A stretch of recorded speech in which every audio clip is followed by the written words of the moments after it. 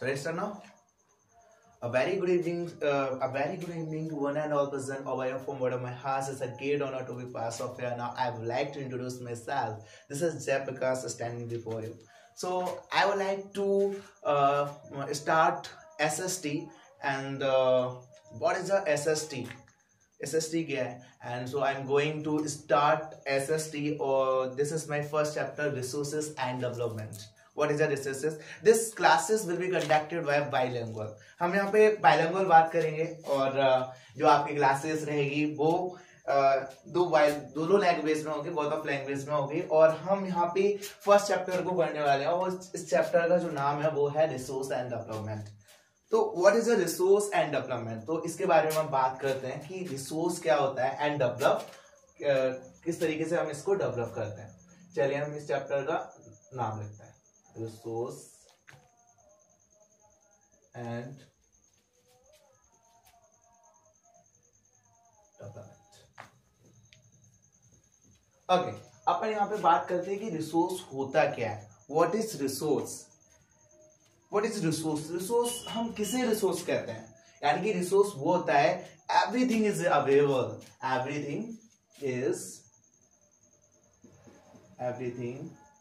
Is available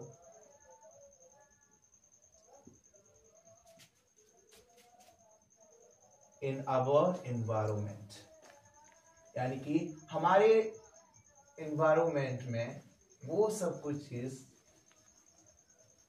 यानी कि resource होता क्या है? रिसोर्स क्या होता है? Everything is available in our environment. यानी कि हमारे एनवायरमेंट में, हमारे आसपास में जो भी कुछ चीज अवेलेबल है ना, वो हमारे लिए रिसोर्स है. लेकिन हम रिसोर्स कहेंगे कब?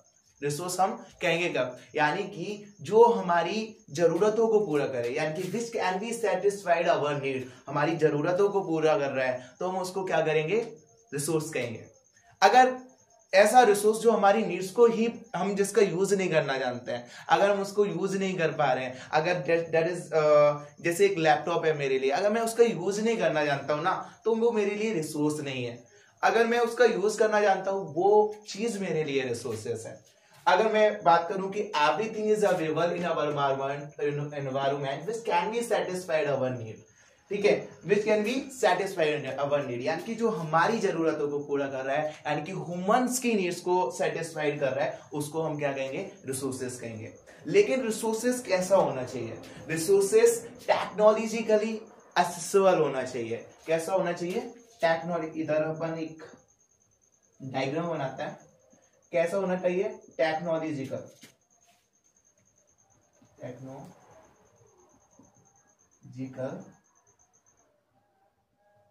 हमारे पास इसके लिए क्या होनी चाहिए? टेक्नोलॉजी होनी चाहिए और वो इकोनॉमिकल फीजिबल होना चाहिए.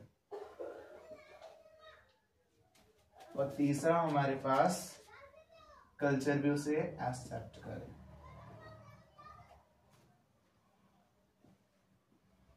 इसका मतलब क्या होता है कि technological and economical feasible and culture accepted. एक आपके लिए मैं लेट्स टेक अस एग्जांपल कि यहाँ पे मैंने क्या किया कि यहाँ पे मैंने गोल्ड माइन है, गोल्ड जैसे मैं I am talking about the gold mine. यहाँ पे मैंने क्या किया कि मुझे यहाँ पे एक रिसोर्सेस मिला, वो कौन सा? गोल्ड.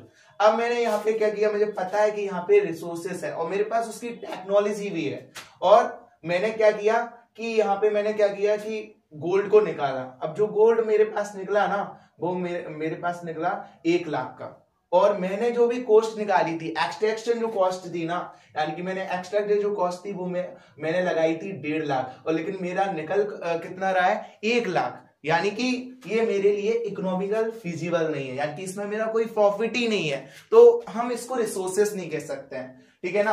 अगर और यानी कि रिसोर्स क्या होता है कि टेक्नोलॉजिकल क्या होना चाहिए? एक्सेप्टेंट टेक्नोलॉजी भी होनी चाहिए हमारे पास, वो इकोनॉमिकली फीजिबल भी होना चाहिए और कल्चर उसे माने भी.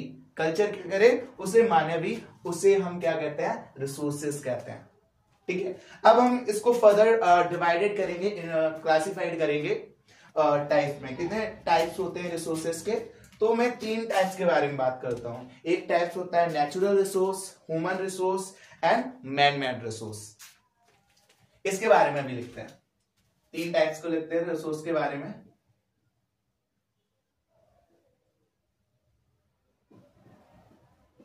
एक होता है natural resource,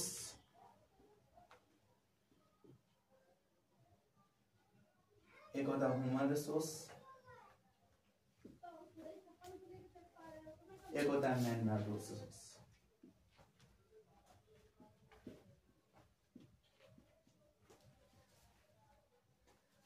okay, natural resource क्या होता है? Natural resource, what is a natural resource? Natural resource जो हमें नेचर से क्या होता है, जिसे हम नेचर से ऑब्टेन करते हैं। किससे करते हैं? नेचर से ऑब्टेन करते हैं। सॉइल क्या है? सॉइल हमारे लिए क्या है? एक रिसोर्सेस है। हम कल्टीवेट कर रहे हैं ना, हम उस पे खेती कर रहे हैं ना, और उससे हमें जो भी इनकम मिल रही है, जो भी सॉइल, जो भी हमें प्रॉफिट हो रहा है, तो that is called a resource, it is called the resources. अगर मैं वाटर की बात कर लो, आप वाटर को क्या कर रहे हो? वाटर से क्या कर रहे हो? इलेक्ट्रिसिटी को प्रोड्यूस कर रहे हो। क्या कर रहे हो? इलेक्ट्रिसिटी को प्रोड्यूस कर रहे हो। नेचर से जो हमें अभी क्या चीज है, क्या जो भी हमें ऑब्टेन हो रही है, जैसे सॉइल हो गया, लैंड हो गया, और आपका वाटर हो गया, बहुत सारी चीजें हैं जो हमें नेचर से प्राप्त कर रहे हो, जिस चीज को हम क्या कर रहे हैं? अल्टरनेट तरीके से उसका यूज करना जानते हैं। अगर नेचर से हमें जो चीज मिल रही है ना, अगर हम उस चीज को सही तरीके से क्या करेंगे? उसका यूज करेंगे, जो यूज करेंगे ना, तो वो मेरे लिए प्रॉफिटेबल है। अगर हम उस चीज को, हमें उसका ज्ञान ही नहीं है, ठीक है ना, जो भी प्राप्त हो रहा है मुझे ऑब्टेन हो रहा है, बट मुझे नॉलेज नहीं है, मैं उसको यूज नहीं कर पा रहा हूं, तो मैं उसको क्या नहीं कहूंगा? रिसोर्स नहीं कहूंगा। अब ह्यूमन रिसोर्सेस क्या होता है? ह्यूमन रिसोर्सेस यानी कि ह्यूमन भी एक रिसोर्स होता है, पता है? ह्यूमन इज अ रिसोर्स, यानी कि आज मैं आपको पढ़ा रहा हूं, यानी कि मेरे अंदर मैंने इस स्किल को डेवलप की कि आज मैं पढ़ा पा रहा हूं, तो एज अ टीचर क्या हुआ? इस टीचर क्या हुआ? ह्यूमन रिसोर्सेस हुआ ना। अगर मैं डॉक्टर की बात कर लूं, अगर मैं फार्मर की बात कर लूं, डॉक्टर आज ट्रीटमेंट कर रहा है, अगर मैं उससे किसी फार्मर से कह दूं कि फार्मर से मैं बोलूं कि किसी का ऑपरेशन होना है, ठीक है ना, तो फार्मर ऑपरेशन कर देगा? नहीं, उसके पास वो स्किल ही डेवलप नहीं है। समझ रहे हो ना कि उसके पास वो स्किल डेवलप ही नहीं है, तो वो किस तरीके से इलाज करेगा? उसके पास तो खेती की स्किल है, तो वो उसके लिए रिसोर्सेस होगा, ना कि आप उससे दूसरा जो काम करवा रहे हो वो आपके उसके लिए क्या नहीं है? रिसोर्स नहीं है, ठीक है ना। ह्यूमन रिसोर्सेस क्या होते हैं? जो ह्यूमन एक रिसोर्सेस भी होता है, जैसे मैं डॉक्टर की बात करूं या आप आर्मी की बात करूं, जो अपने अपने फील्ड में क्या है? स्किल्ड है, so that is called the human resources. अब मैन मेड रिसोर्सेस क्या होते हैं? मैन मेड रिसोर्सेस को हम कैपिटल रिसोर्स भी कह सकते हैं, यानी कि मैन यानी मानव के द्वारा जो भी फॉर्मेशन हुआ है ना, जैसे कि रोड हो गई, किसने की है? मैन मेड रिसोर्स है ना। अगर मैन ने क्या किया है? इलेक्ट्रिसिटी को जनरेट किया है। कैसे? डैम्स को बनाकर। अब डैम बनाया वो भी तो मैन मेड ही है ना। क्या है? मैन मेड ही है ना। तो क्या उससे हम क्या कर रहे हैं? डैम बनाकर इलेक्ट्रिसिटी को प्रोड्यूस कर रहे हैं। किसको प्रोड्यूस कर रहे हैं? इलेक्ट्रिसिटी को प्रोड्यूस कर रहे हैं। तीसरा बात मैं आपको बात करता हूं कि मैन मेड द्वारा जो भी है, जैसे मैंने क्या किया? कल्टीवेशन के लिए हार्वेस्टर लिया, तो बनाया तो मैन मेड रिसोर्सेस है। क्या कर रहे हो आप? उससे आप वीट है, राइस है, हार्वेस्ट कर रहे हो ना, चने को कर रहे हो या निकाल रहे हो। कहां से निकल रहा है? मैन मेड द्वारा रिसोर्सेस। अब ये आपकी कैपिटल भी बन सकता है। अगर आप क्या कर रहे हो? सिंचाई के लिए पानी भी चाहिए होता है, तो आप क्या कर रहे हो? ट्यूबवेल लगाते हो। सुना होगा आप लोगों ने, गांव वाले में वो तो सभी जानते हैं ट्यूबवेल क्या होता है। तो ट्यूबवेल तो आपने लगाते हो ना, पानी दे रहे हो ना खेतों में, किसी दूसरे ने मांगा तो उसको भी दे रहे हो, तो उससे आपका प्रॉफिटेबल हो रहा है ना। लेकिन वो बनाया किसने? मैन मेड, यानी कि मानव द्वारा ही तो उसका फॉर्मेशन हुआ है, तो उसको भी हम क्या बोल रहे हैं? Man made resource. और वो आपकी कैपिटल भी बन रही है, यानी कि आपकी इनकम को भी क्या कर रहा है? तैयार कर रहा है, ठीक है। अब हम रिसोर्सेस के टाइप में जाएंगे on the basis of origin. चलिए मैं इसको इरेज कर देता हूं। तो चलिए अब हम रिसोर्सेस को क्लासिफाई करते हैं, ठीक है ना, on the basis of origin. On the basis origin यानी कि ओरिजिन दैट मीन स्रोत, यानी कि सोर्स के आधार पर हमारे पास दो टाइप्स होते हैं, बायोटिक एंड अबायोटिक। बायोटिक क्या होता है? What is biotic? Biotic resources, यानी कि बायोटिक रिसोर्सेस हम उसको कह सकते हैं जिसमें लाइफ एग्जिस्ट करती है। क्या करती है? लाइफ एग्जिस्ट करती है।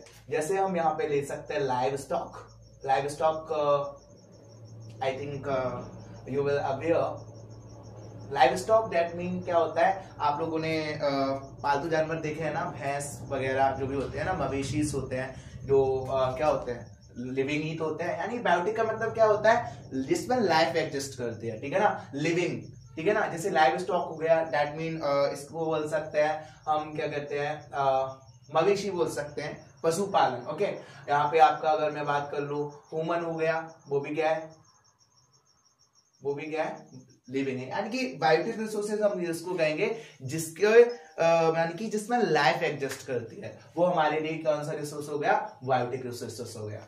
अबायोटिक क्या होता है, जो जिसके अंदर क्या है, जान ही नहीं है, यानी कि नॉन लिविंग थिंग्स, ठीक है ना, जिसमें लाइफ ही एग्जिस्ट नहीं करती है, वो हमारे लिए क्या हो गया, अबायोटिक। अबायोटिक सॉइल क्या है, नॉन लिविंग थिंग्स है ना, लैंड क्या है, अबायोटिक ही है ना, तो ये क्या है, जैसे सॉइल हो गया, लैंड हो गया, आप कोल ले सकते हो, पेट्रोलियम ले सकते हो, ये सारी चीजें क्या है, अबायोटिक है ना, इसमें लाइफ तो एग्जिस्ट नहीं करती है ना। तो अबायोटिक का मतलब क्या होता है, जिसमें लाइफ एग्जिस्ट नहीं करती है, और बायोटिक क्या होता है, जिसमें लाइफ एग्जिस्ट करती है। ओके, तो इसको अब हम आगे बढ़ेंगे on the basis of exhaustibility. Exhaustibility मतलब कोई रिसोर्सेस यानी कि खत्म हो चुके हैं, या उसको हम पुनर्निर्माण भी कर सकते हैं, ठीक है ना, या तो या वो खत्म हो रहे हैं या उस चीज का हम पुनर्निर्माण कर रहे हैं, यानी कि ऑन द बेसिस ऑफ एग्जिबिलिटी। तो इसके आधार पर हमारा क्या होता है, एक रिन्यूएबल रिसोर्सेस होता है। रिन्यूएबल रिसोर्सेस क्या होता है, जिसको हम रिन्यू कर सकते हैं। आपका पिछले वाला ही मैं एग्जांपल देता हूं कि जैसे वाटर क्या है, एक रिन्यूएबल रिसोर्सेस है। वाटर क्यों रिन्यूएबल रिसोर्स है, क्योंकि वाटर क्या होता है, अपने आप एक वाटर साइकिल होता है। आपको पता है ना कि पहले पेपर बनेगा, वेपोराइजेशन होगा, कंडेंसेशन होगा, फिर प्रेसिपिटेशन होगा। तो एक आप लोगों ने वाटर साइकिल देखी है, तो वाटर क्या है, एक रिन्यू हो सकता है, ठीक है ना। सनलाइट क्या है, एक रिन्यूएबल रिसोर्सेस है जो खत्म नहीं हो सकती है। हम इससे इलेक्ट्रिसिटी को प्रोड्यूस कर सकते हैं, यानी कि दैट इज कॉल्ड हम रिन्यूएबल रिसोर्सेस, यानी कि जिस चीज को हम रिन्यू कर सकते हैं वो हमारे लिए कौन सा रिसोर्स होगा, रिन्यूएबल रिसोर्सेस होगा। ओके, नॉन रिन्यूएबल रिसोर्सेस क्या होता है, जो जिसका मतलब जिसका फॉर्मेशन नहीं हो सकता, दोबारा अगेन हम फॉर्मेशन नहीं कर सकते हैं। अब जैसे कि मैं आपको बता दूं, कॉल हो गया, पेट्रोलियम हो गया, ये एक बार अगर क्या हो गए, खत्म हो गए ना, ये बहुत मिलियन साल बाद ये इन चीजों का पुनर्निर्माण होता है, यानी कि एकदम इसका रिसाइकलिंग प्रोसेस नहीं होती है। तो नॉन रिन्यूएबल रिसोर्सेस वो होते हैं जिनको रिन्यू नहीं किया जा सकता है। अगर एक बार ये खत्म हो गए ना, तो ये आने में बहुत मतलब इनका फॉर्मेशन होने में बहुत टाइम लगेगा। तो रिन्यूएबल रिसोर्सेज क्या होता है, नॉन रिन्यूएबल रिसोर्सेज क्या होता है, इसके बारे में समझा। आप रिन्यूएबल रिसोर्सेज में और भी एग्जांपल ले सकते हो, सॉइल का एग्जांपल देख सकते हो, क्योंकि सॉइल का भी फॉर्मेशन होता है। अगर नई जैसे बांगर खादर जो भी आपकी क्या होती है, सॉइल मिट्टी होती है, तो देखते हो ना कि न्यू मिट्टी आती है। ओके, सॉइल एक होता है, रॉक साइकिल भी होता है। तो ये क्या है, रिन्यू क्या होता है, जिससे हम चीज को रिन्यू कर रहे हैं, ठीक है ना। जैसे वाटर साइकिल मैंने आपको बताया। और नॉन रिन्यूएबल क्या होता है, जैसे कोल हो गया, पेट्रोलियम हो गया, और भी एग्जांपल्स हो सकते हैं जो नॉन रिन्यूएबल रिसोर्सेज के, जिनको हम क्या नहीं कर सकते हैं, फॉर्मेशन नहीं कर सकते हैं। On the basis of ownership, ownership यानी कि उस पर अपना स्वामित्व हो, यानी कि अपन उसके ओनर है। अब जैसे ओनरशिप में क्या बोल सकते हैं, इंडिविजुअल। अब मैंने क्या किया, अपने घर में एक हीट पंप लगाया, ठीक है। अब हीट पंप लगाया तो वो मेरे लिए क्या है, मेरा इंडिविजुअल रिसोर्सेस है ना, क्या है, एक इंडिविजुअल रिसोर्सेस है ना। अगर मैं उस पर पानी भर सकता हूं, अगर दूसरा बंदा आएगा ना, वो मुझसे कहेगा, मुझसे अगर परमिशन लेगा तभी तो मैं उससे पानी भरने दूंगा। बताइए, विदाउट परमिशन वो हमारा हीट पंप से पानी भर सकता है, नहीं भर सकता है ना, क्योंकि वो हमारी इंडिविजुअल प्रॉपर्टी है, यानी कि हमारा इंडिविजुअल रिसोर्सेस है जिसका हम खुद यूज कर सकते हैं। वो हमारे लिए कौन सा रिसोर्सेस हो गया, इंडिविजुअल रिसोर्सेस हो गया। कम्युनिटी के बारे में बात करते हैं। कम्युनिटी में क्या होता है, एक पार्क है भाई, कम्युनिटी में एक पार्क है, यानी कि एक पार्क है जहां पे सारे लोग क्या कर सकते हैं, जिसमें जो भी सोसाइटी है वहां की, जो भी कम्युनिटी है वहां पे क्या कर सकती है, वहां पे जा सकती है। अदर व्यक्ति वहां पे, अदर पर्सन वहां पे, बाहर का जो आउटसाइडर है वो वहां पे नहीं जा सकता है विदाउट परमिशन। यानी कि उसका यूज कौन कर सकता है, ओनली कम्युनिटी वाले। उसको हम क्या बोलेंगे, कम्युनिटी रिसोर्स बोलेंगे। नेशनल रिसोर्सेज क्या हो गया, यानी कि जो स्टेट ने, यानी कि जो नेशनल ने क्या किया है, जैसे रोड हो गई, इसका सारे लोग नेशनल के लोग क्या कर सकते हैं, इसका यूज कर सकते हैं।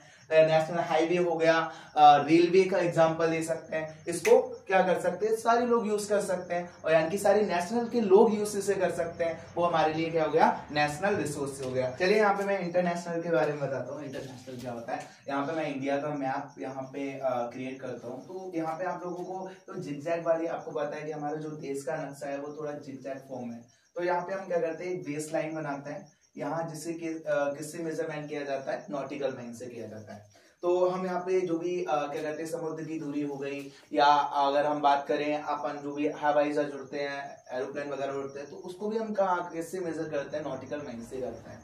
ठीक है ना। आसमान की दूरी यानी कि एटमॉस्फेयर की अगर दूरी को अगर आपको मेजरमेंट करना है तो उसको हम किससे करते हैं, नॉटिकल माइल से क्या करते हैं, मेजर करते हैं। अब यहाँ पे मैं अपनी सी के बारे में बात करूं, अगर यहाँ पे ये कंट्री है, यानी कि ये हमारा देश है, यहाँ पे 200 नॉटिकल माइल्स यानी कि 200 नॉटिकल माइल्स में जितना भी हमारे पास मिनरल्स आते हैं, फिशनरीज आते हैं, ठीक है ना, वो यहाँ ये वाली कंट्री, यानी कि हम यहाँ से क्या कर सकते हैं, एक्स का एक्सप्लोरेशन कर सकते हैं, मिनरल्स निकाल सकते हैं। ओके।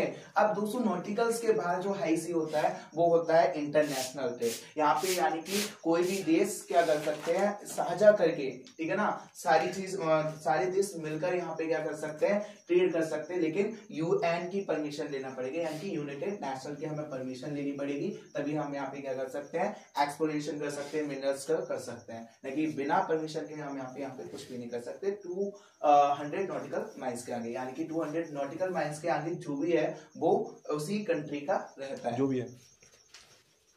तो मैंने इस टॉपिक्स के बारे में बात किया, मैंने आप लोगों को रिसोर्सेज एंड डेवलपमेंट के बारे में बताया, और मैंने रिसोर्स को क्लासिफाइड किया और सारी चीजों के बारे में बताया। तो इस चैप्टर को हम अब यहीं तक रखते हैं, एंड दूसरी वीडियो को हम जल्दी ही इस पे अपलोड करेंगे। एंड